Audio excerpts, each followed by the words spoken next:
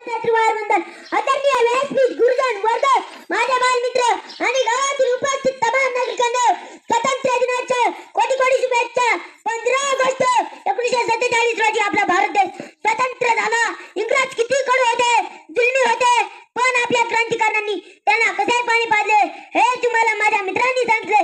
आपल्याला स्वातंत्र्य मिळाले, पण आमच्या सारख्या बारकाल्या पोरांना खरंच स्वातंत्र्य आहे का? कुणी येते आम्हालाच काम सांगते, घरातली बारीक सारीक सारे आम्हीच करतो, रानातल्या कामाला पण आम्हालाच देतात आणि सुट्टी असली की घरचे काम रानातले काम।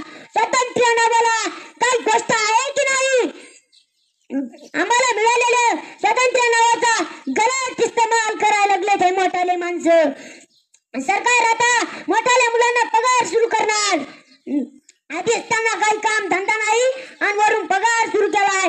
दिवसभर मोबाईल चिवडत बसतील, पुढे काही पाणी काय बसतील, मोबाईलवर गेम खेळून त्यांचे डोके हँग झाले।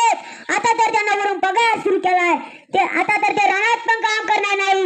मग आम्ही बारकाल्या पोरांनी सरकारचं काय गोळा मारलं? आम्हाला पगार सुरू करा, आम्हाला खर्च पाण्याला पैसे लागतात, आम्हाला खर्च पाण्याला पैसे लागतात।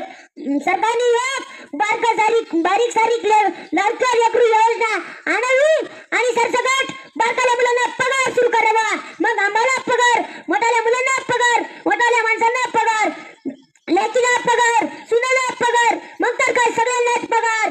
काम करायची गरज नाही, फुकटचं बसून खायचं बंद करा हे सगळं, अशाने अशी पिढी तयार होईल। मग पुन्हा इंग्रज तुम्हाला गुलाम करतील। मग का जर इंग्रज झाले तर तुम्हाला एवढे ऐंशी लोक कसे झाले समजतील, म्हणून तुम्हाला अवताला नाही तर नगराला झुकतील। म्हणून म्हणतो शाने व्हा, कष्ट करा, कष्टाशिवाय पर्याय नाही। या जगात आईबापाच्या प्रेमाशिवाय काहीच फुकट मिळत नाही।